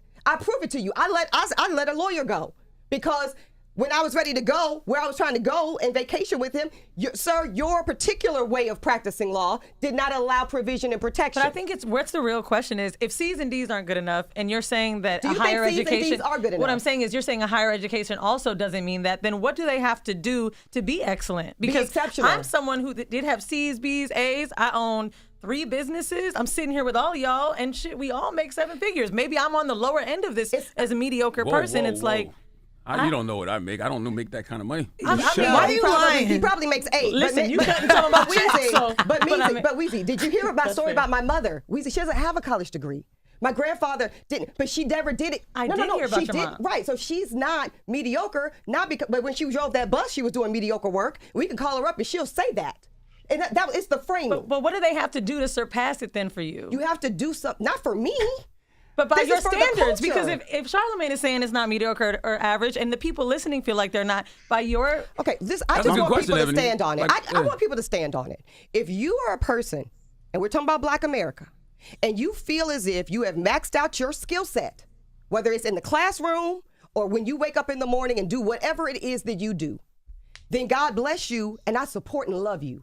I am talking to Black people that I know have a potential skill set that is untapped. So that's the difference between mediocre and exceptional. Not the piece of paper, not even the income. It's, are you complicit and complacent in what you are doing currently, Or are you willing to go above and beyond and do the thing that most people won't do? By definition, Weezy, that's where Above and exception beyond lies. could be the nurse that drives Uber on the side. I think that's why Look, I'm my like. father was a military. He was a mechanic. He was a bus driver. He was a police officer. So he was exceptional. Your father was exceptional. My mother worked at Guardian Life Insurance. I'm the first person in my family to go to college, first person to graduate from college, and my parents put me through college. So I don't look at them as mediocre. I don't look at them as average. They are exceptional, and they did what they did to get their kids through all this stuff. What you said is so different than what I'm talking about. And I am the same with them. And I am the same. That is just not intellectually honest. And the difference what you're doing. is what you said is, oh, you want to encourage and you want to do this. I do the same thing without putting people down. I'm not putting people down. I'm being very honest. I think you are, and Envy. people have been saying, I don't think you're listening. Like, as much as you talk, you're not listening to what people are saying. Listening. I'm not bothered by that, though. I'm not because going to be people are hurt shamed. and they have opinions. Just like you have your opinion, you can't talk over people and not let people talk. But you're also interrupting me, Envy. I'm not. I was talking. You keep talking to me. I let you speak. That is the attorney. That's that type A that I be talking about. That's that attorney. You're talking over me. Now, she's had the bulk, for those who have been in here from the beginning, she's had the bulk of the conversation. Somebody may have injected a phrase here, a question there. She's had the bulk of the conversation. You're over-talking me. Again, brothers, watch out for this type of personality. Fuck her comments. Fuck the Breakfast Club. Watch out for this personality type. And keep letting it cook. And then I just started talking. Okay, you got it. I just started talking. I let you speak, and I waited for you to be quiet, and I started talking. You heard something that you didn't like, and you cut me off. That's how it just went. Because once you start being intellectually dishonest. Here it goes. Now it's not Envy. Go ahead. No, that's exactly what happened. Let's keep it. No, but if I cool. give somebody the platform to speak, and I let you speak, then I speak. And you have to listen just like I listen. Just like with Weezy and Mandy, when they speak, I listen. It doesn't matter that we don't agree or disagree. We can have a conversation, but we got to respect each other in this conversation. I agree. I think and part of that respect is being honest. Yeah, I think the conversation is healthy. If you listen to the whole Ayanla interview, I get a better sense of what you're trying to say. But the doubling down is what threw me completely off. What threw you off about it? It did sound like you was shitting on the working class. I'm not shitting on the working class. And if you weren't, I think you need to make that very clear. Well, I've tried to make. For those that haven't seen it, go back a couple of days, look at the video that I reviewed. I played both of them there. It is her tone. It is her body language. The same thing that people used to complain about Kevin Samuels, right? Because he didn't say it nice enough. But now sis wants a pass. So many other black women are giving her a pass. Other people are just glossing over it like, oh man, that's just her preference. It's deeper than that because it's not about her. It's about the people that think like her, the women that move like her, constantly complaining about how black men don't goddamn do. And then when their children end up not having a fucking father, they're complaining about that. I'm going to let it rock. Only a couple minutes left. Get clear with 3 different examples. I think y'all don't want to hear it. And that's okay, Envy. It's okay. Like you said, it's okay to disagree. Mm-hmm. Okay? So we can argue semantics back, because that's really, at this point, this is an argument around semantics. This is not around intention. This is not around feelings. Because we talked about the data. We've gone to the dictionary to define the words. Now it is, I heard what you said, but this is how it made me feel. So what is Eboni K. Williams trying to say? I am saying plainly, Charlamagne, that I believe in maximizing skill sets for Black Americans. I believe in ownership, entrepreneurship, and multiple streams of income as a way tethered to our liberation as Black people who were brought here in chattel some 16, 19 year. And if that makes you feel a way, maybe it's time to do something about it. That's all, and many people are. So when Envy talks about this example of his father being in law enforcement and being a business owner and doing 3-4 things on top of that, that is nowhere near mediocrity. That is called exceptionalism.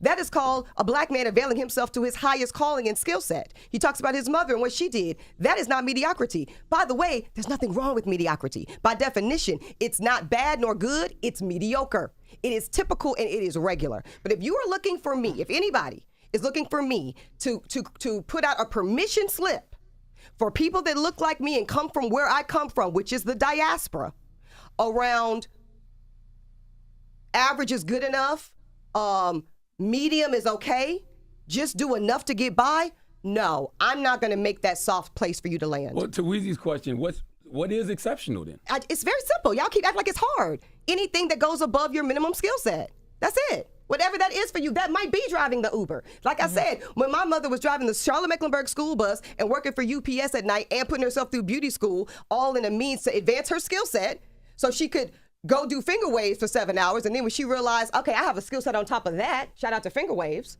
okay? I don't want to stand on my feet doing finger waves 7 hours a day. I can do something different than that. She opened a child care facility. Then she opened another one, and then she bought tractor trailers, and then she had a fleet of trucks. Did it bother you then when people brought up salary and money because you had a different point? Yes, and that's but why you I said did in the that in the clapback. Ayanla interview, though. You brought up salary. When you set the conversation, you talked about how Along women are with making many more other money than things, men, and how ownership. they're buying houses more than men. And that's So ownership. you set that table. Yeah, but even because what it's she's a saying too in several terms of salary, she's saying multiple streams of income at the same time. Yeah. Which is why, okay, he's a bus driver. Your father did. How many women do you know have had that quote unquote boss dude and still were miserable? Because they wanted a wealthy man, a rich man. He was a busy man. He was in and out. He was juggling many things. And then if he tried to put her to work, guess what? When that stuff got busy for real, and they barely had time to build a family, that became a problem. See, women deal with bum-ass dudes all the time. Don't let them sell you on this bullshit about money. If that dude walking with confidence, talk with confidence, all that is different stuff. But women deal with bum-ass dudes all the time. The average day-to-day guy, he don't have enough money. The guy that is up here that got it, he don't have enough time. They're going to pick and choose who can give them the attention they want, so to speak. This is why they deal with bum-ass dudes. She don't got to worry about him cheating. His ass he too lazy to fucking cheat. He just laying on the couch all damn day. If he does cheat, well, I know he's still going to come back and give me the attention I want. Because he probably fucking with some hood rat ass bitch. If you stop and listen, men, you're going to hear these women tell on themselves. And again, Jason said it way earlier in the conversation. You got to learn to read between the lines. Learn to hear what the hell they're saying. Now she's pivoting, saying, oh, it's everything. Well, it's the money, it's the ownership. Most businesses fail. Again, I said it this weekend. I can go down to the state office, court, whatever, sign the paperwork, have me an LLC. Automatically, I'm a CEO. I got my own company. Now the work has to be done to build that company. Not many women are going to get on the ground level and wait for you. They have a bad habit of waiting at the finish line and see which man shows up.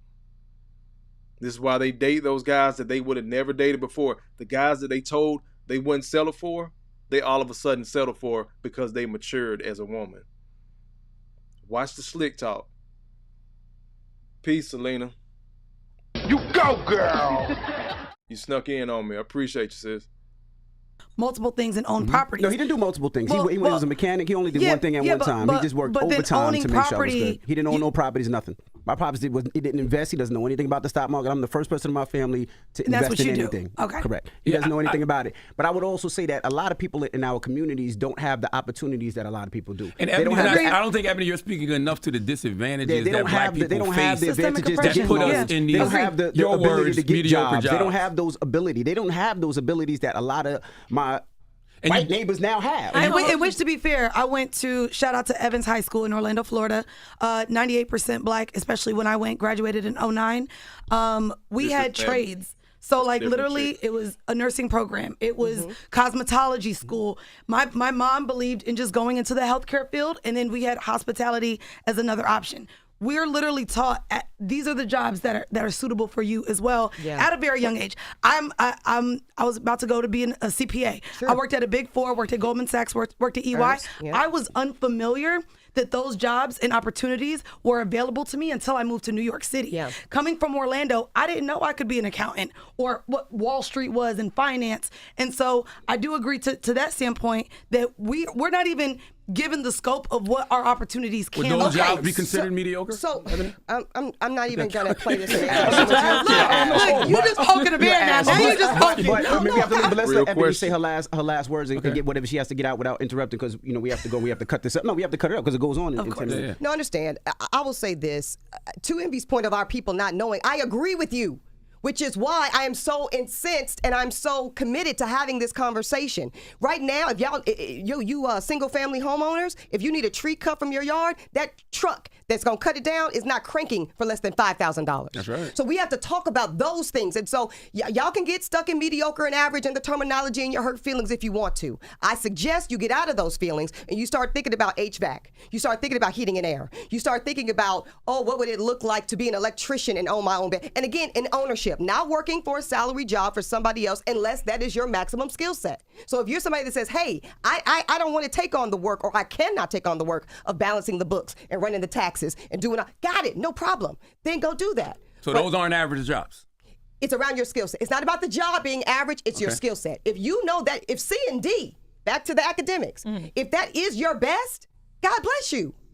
I just know for a lot of us, that is the bigotry of low expectations. That is an academic social science study done by a man named Michael Gerber, okay? And it's important that we have expectations for our black children that start at the top, to Mandy's point earlier, that says, I see the best in you. I expect the best in you. If you fall short of that, let's look at why that is. And we're supposed to see it in the best of black children. That's plural. That includes the boys. A lot of the complaints that we have about black men is simply because y'all forgot the boys. Whatever boys can do, girls can do better. The girls got the programs. They had the money. If a young black boy couldn't play a fucking sport, he was just left in the wind. Damn how smart he is. We'll get these articles and we applaud them and we love them when these guys, I saw one earlier today, young black bruh had autism, but he graduated with like a 4.8 valedictorian. We love these stories. But on average, black women are raising these kids by themselves. On average, the type of men they're getting pregnant by are all choices. So they're choosing single motherhood. I stand on that. On average, young black boys are reading below grade level. Who is that on? Instead of the ownership, the focus, how are we going to focus so much on ownership? And then we're not worried about men not being in the home initially, in the beginning. And we'll ask for it after that young man turns 15 and start breaking in cars, joins a gang, start getting in trouble. Now it's where the black men. When he was 8 years old again, badass throwing chairs in class, throwing paper, nobody wanted to call on a black man to get his ass in line. Because as the old folks used to say, I might have to snatch a knot in his ass. I might have to put my hands on your goddamn son. Because a lot of y'all mothers have told these boys they can do whatever the fuck they want, just like you told your girls. But then when it manifests itself as a young man, he got the emotions of a woman and the strength of a man, and that don't go too well. An over-emotional black man, you're going to jail or you're going to die. Either at the hands of another black male that's over-emotional with the same strength, or the police, or society in general. Something bad is going to happen because you don't control your emotions. So it's deeper than the bus driver. Again, we want to focus on business. That's fine. Do not hold black men accountable, and you still forgetting about little black boys in 2023 because he don't run fast. It's three things that I always say black boys and black men are expected to do. It's the 3 F's. Run fast, fight, and fuck. Those are the 3 things we're supposed to do as black men. Got to give myself one on that. Knocks down another 3 ball. This guy is hotter than fish grease here. Hand down, man down. Mama, there goes that man. Then we go about the business of black collaboration. You and told excellence. one big lie today. What was that? You are an entertainer. Because to be honest with you, nothing you said in this moment was wrong, but the clip that you put out, It was salacious on purpose. There's no way, Ebony, because I believe you. I know you want better for us. I know that you're speaking from a place of honesty and love, but that clip was entertainment. And I think one can't exist without the other. listen, I'm not saying I'm not entertaining. Yeah. You know, I can see, because of course that's a part of my personality. It's a part of the nature of the work. That's my whole career path. When you see what you're describing, is I'm taking deep intellectual capacity and I'm marrying it with personality and aesthetic packaging that is palatable for global consumption. So basically, you kind Big words. Edutainment. That's why I put it in my about section on here. Info-edu-tainment. That's what I'm here for. And guess what? I got that from Big Boy from Outkast, and he got it from Chuck D of Public Enemy. Shout out to both of them. Edutainment. I just added the info part on there. Again, because I'm taking the celebrity shit. We're going to scale it down to the day-to-day brother and sister. I'm going to let it wrap up. gotta make them feel bad. No, I don't have to make anybody feel bad. And, you know, y'all can stay on that. Y'all can take that to the grave. For them to read, for them to want more. My intention was never for anybody to feel bad. But to Envy's point, intention means nothing. If I step on your toe and I didn't mean to, your toe still hurts. Mm-hmm. So I'm not debating intention. Yeah. I'm saying it might have been painful, regardless of my intention.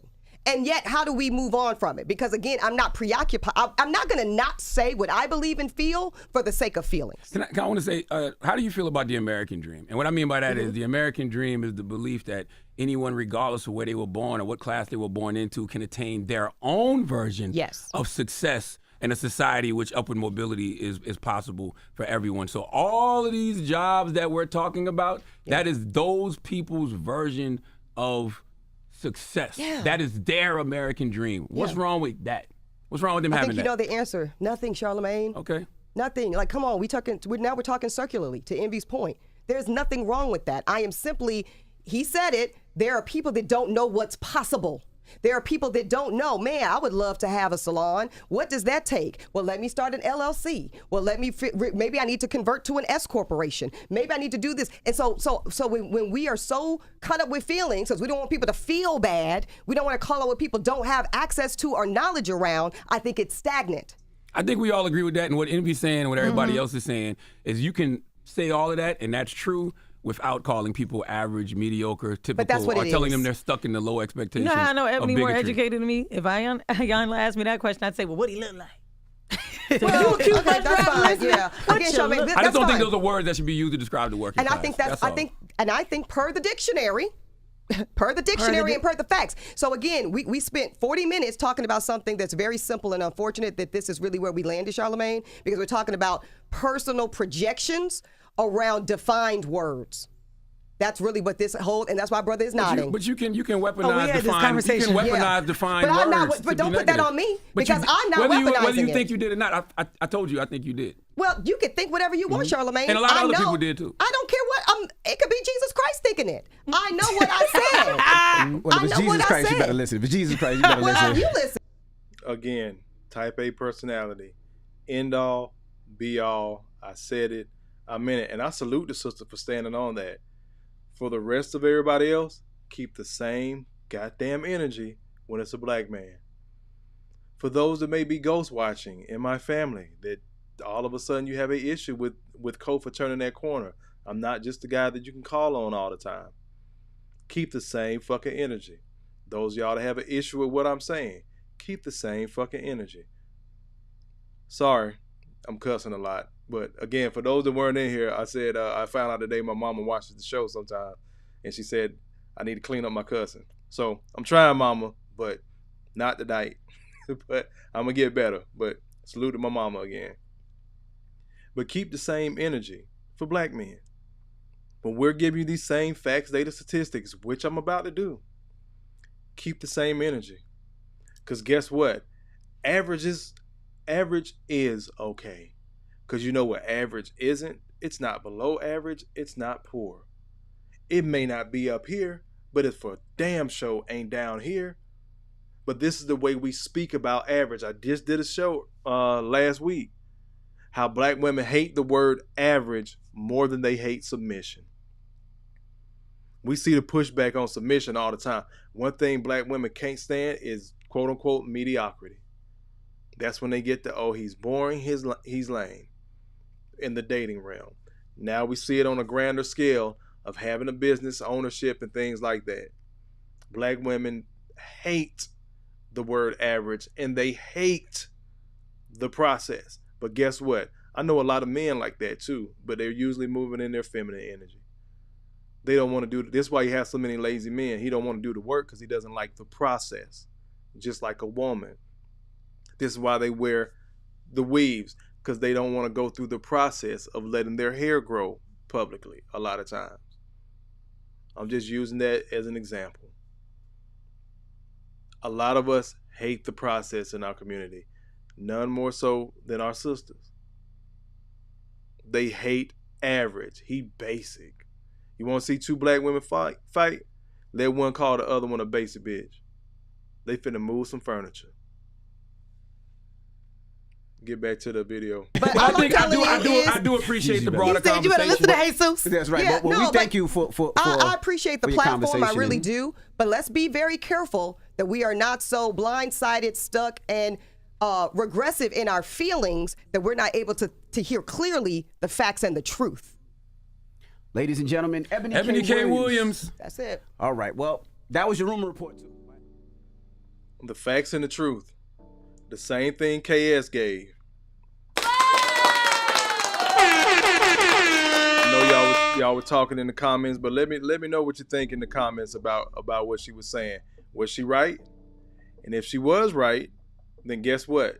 Kevin Samuels was right. You can't give pushback against one and then be mad at the other one because of the genders, right? So she did have some good things to say in there about projecting people forward. But the idea that average is not this good thing, but she kind of pivoted too and said, it's nothing wrong with being mediocre. It's just mediocre. It is what it is. Cool. You're going to have quote unquote average people.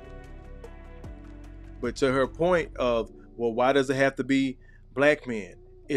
We're people. We're human beings. Some people have bought into this woke shit so much that everybody is God's kings, all that. And I address my brothers as kings. But guess what? He get to be an average king of his own castle. He gets to be a lord. But that's his goddamn property. Everybody isn't going to run shit. But for those trying to, how many of y'all sisters going to be patient and wait? How many? Because there's not many from my purview, what I've seen. But they got off that. And another thing I noticed, they got off her fiance being white real damn quick, didn't they? When Envy brought that up, she pivoted. It don't matter who I date. Oh crap, hit the wrong button. Y'all stay with me. I don't know what my thing is doing. It did it again.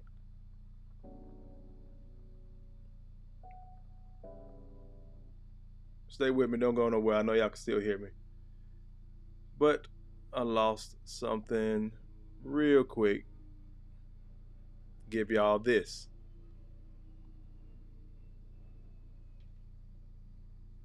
If it come back. It still doesn't want to. Y'all stay with me. I don't know why my video is doing that. It's glitching. Like I try to go to something else, but anyway, y'all let me know what y'all think in the comments. We still in here rocking. Get over to this comment real quick. Antonio laughing. I think he laughing because my mama said she watches the show sometime. My daughter had asked her, and she was like, yeah, I know. He just need to stop all that cussing. But, people going to be mad because, they don't like the truth. So, like I said in the beginning, mama done pretty much gave me a pass. If all I got to do is watch my mouth, but the content can, I'm not getting my hand slapped for my content, y'all in trouble. They said we still rocking. Yeah, man, let me get into this Kevin Samuels and T.I. video real quick, because they had a quick, interesting comment about the same thing about the average day-to-day brother. If it doesn't immediately start, again, because I don't know what the hell happened before with my other video, just give me a second, I'll bring it up. But let me play this other video that Kevin had said too, the average brother having trouble. But it's okay, you just got work to do. But that's the premise. And Kevin wasn't saying that's his idea. He knows the world we're living in. He knows the women we're dealing with.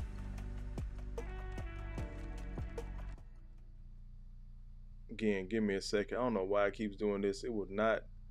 Videos I already have loaded, it won't play.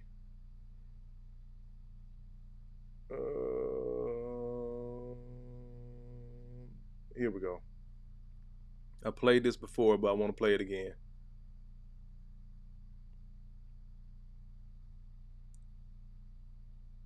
Try this one more time.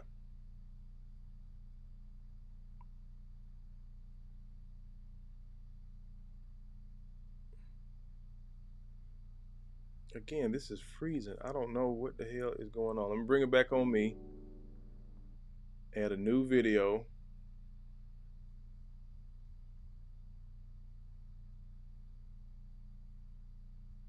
And it's still locking.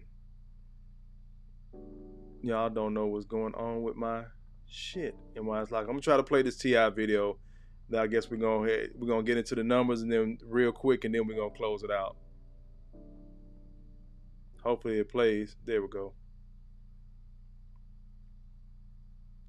What the fuck? Struggle streaming. This shit is pissing me off, man. Y'all stay with me, cause I gotta delete this shit. Ecamm is tripping like hell. I don't know why it's doing this.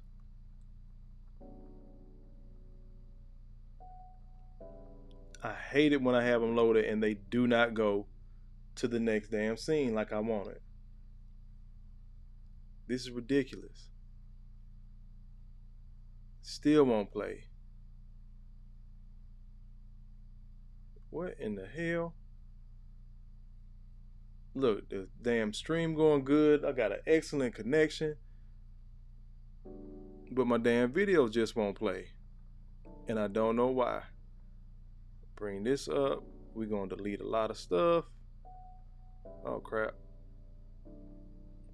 I think it's pulling from too many other sources.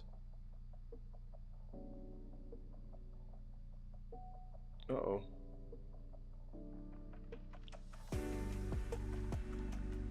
I appreciate y'all staying in here, man. See if I can drop this over me.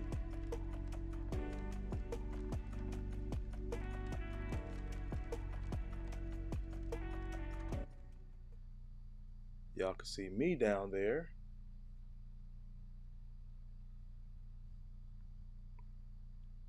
Hopefully this doesn't be an issue.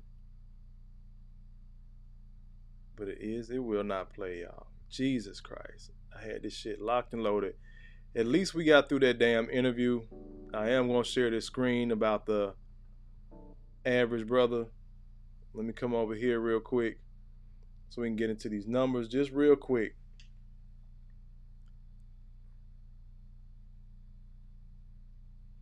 If it'll share my goddamn screen. This ain't what I... And now I'm frozen. This shit is pissing me off. Y'all stay with me. Still got an excellent connection, but it still froze. My Ecamm is tripping like hell. I'm gonna be right back in, y'all. Don't go nowhere. Yeah, we back in here. I appreciate y'all sticking around. Let me see if I can share this now.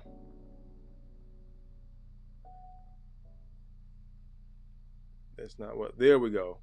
All right. I don't know why it froze, but blackdemographics.com. And then I'll try to go back to the videos. If not, this is still a good place to close out on. So we're talking about African American income. Just gonna deal with the grown folks. Let's do 25 or over. We'll keep on going. But you see the men, we're doing okay. These are women. These are all the other races. But you see, we have a little bit more money than our women. But that's also one of their complaints, is that, oh, y'all, you know, we got to do something about the gender pay gap and things of that nature. Let's open this up. Biden's first year. This is, 2020, Trump, COVID shut down. All the numbers. So this is all of America. African American black median individual income in 2021 dollars compared to U.S. median individual income. So here's everybody else. Here's black folks. So 37, roughly 30 black folks.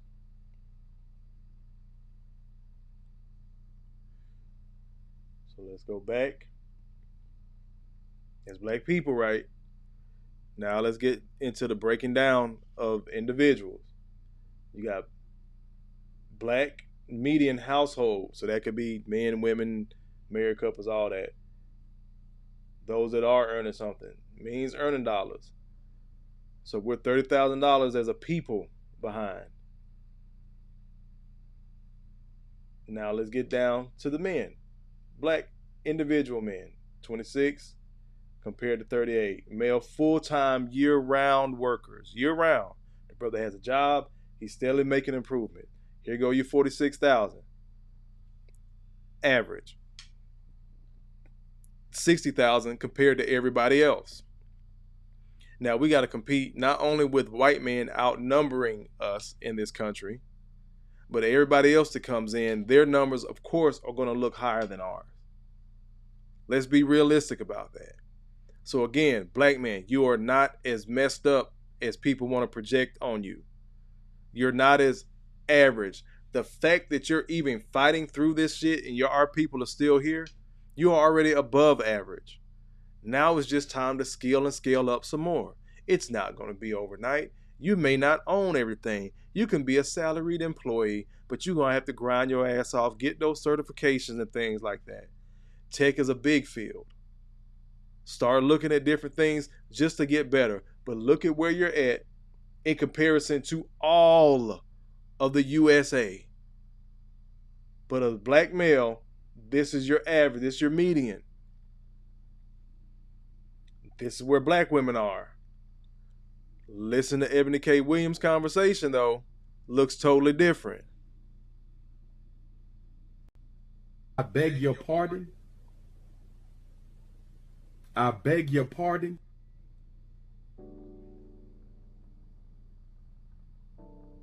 Looks like a totally different dynamic when we're listening to women like that speak.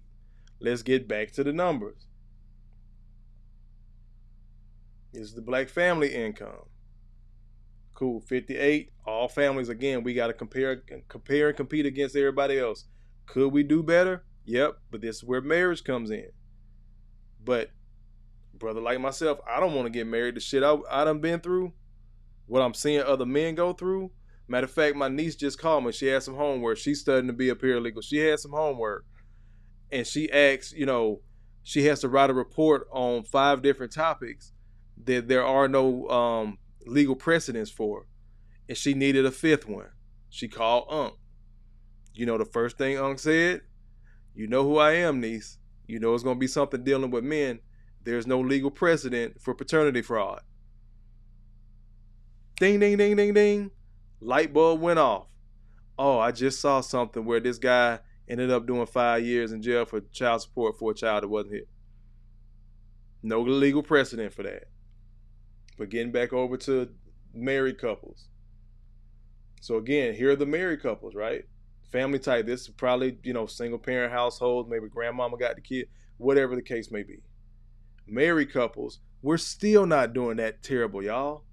As married couples, 87,000 compared to all families on average 102. Roughly a $15,000 difference. This right here is a raise for one or the other or both to get to this point.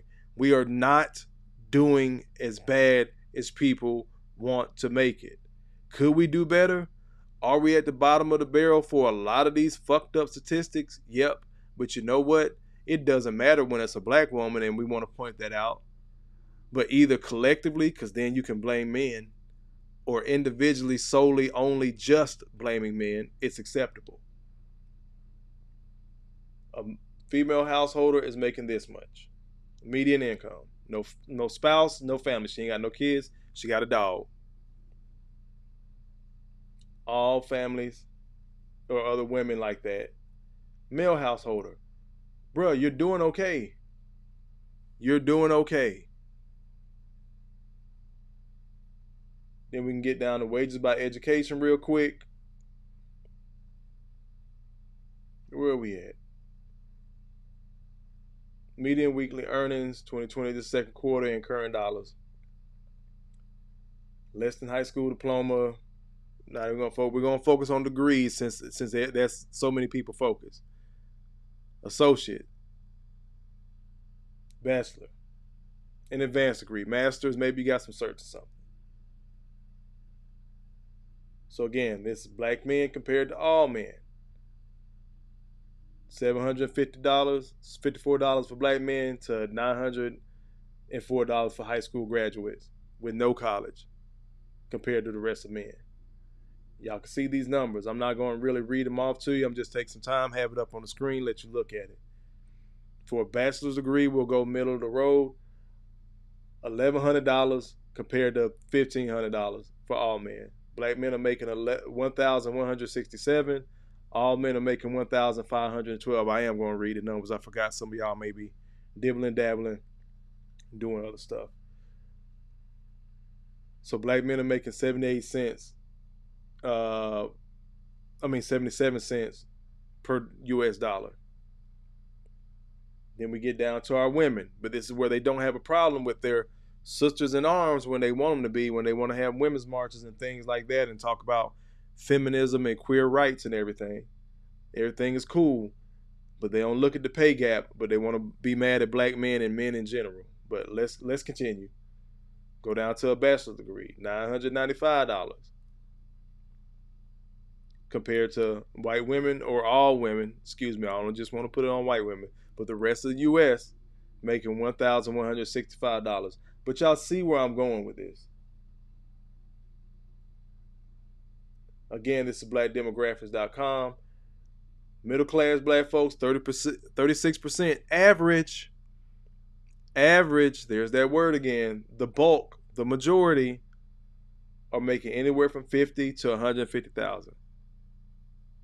That don't sound too bad to me. Especially when you get up in this range from $150,000 to $200,000.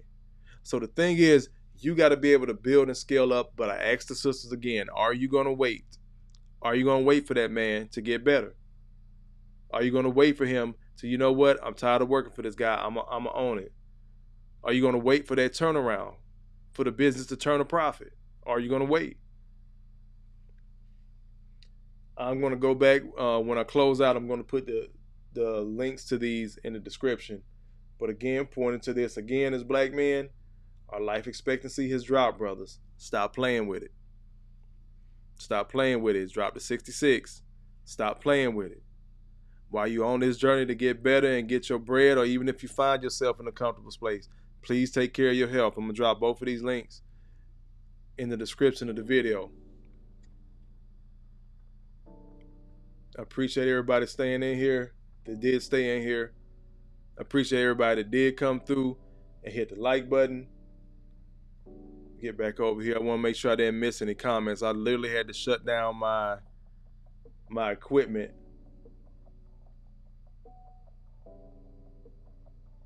Let me get back to these. And then the comments were tripping too. They were all over the page. They said y'all still rocking. You're back now. And I think that's my software wasn't responding. So again, now that I'm back, let me try to get to this KS video. Had that video. Let's see here. This is Expeditiously.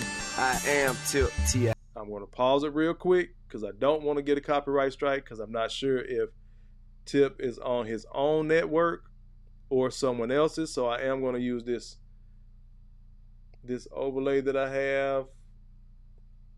Same thing I did with the Breakfast Club. But just listen to KS words, man. It was very, very interesting as always what he put. But let me do this real quick. Lay that over that. Bring my ugly ass up here. There we go.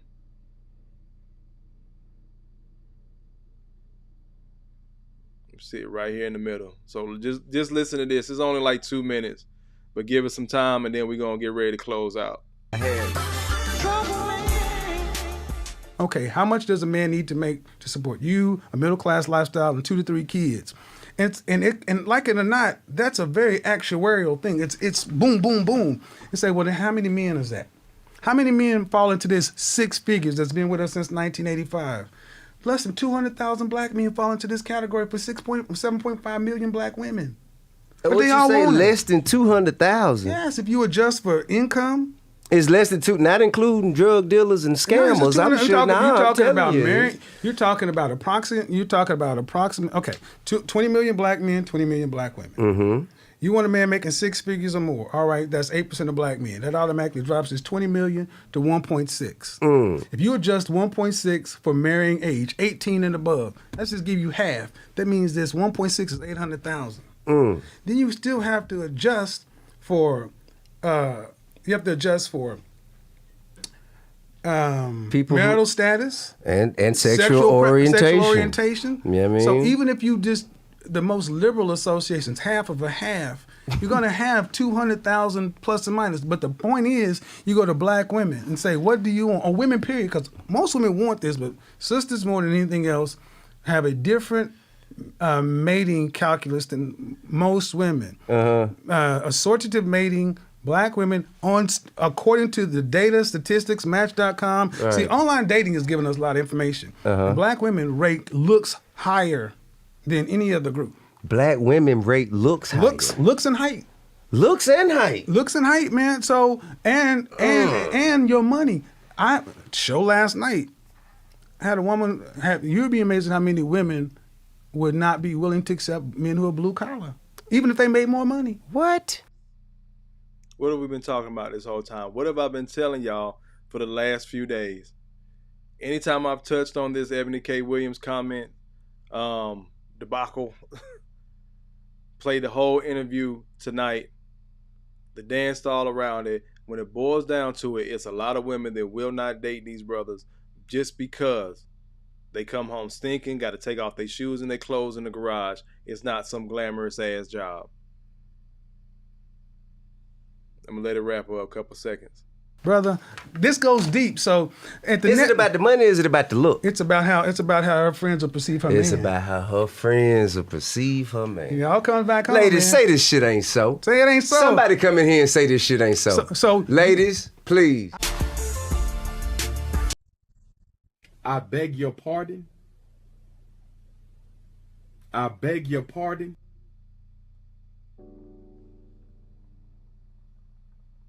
R.I.P. to KS. He had already been touching on these topics.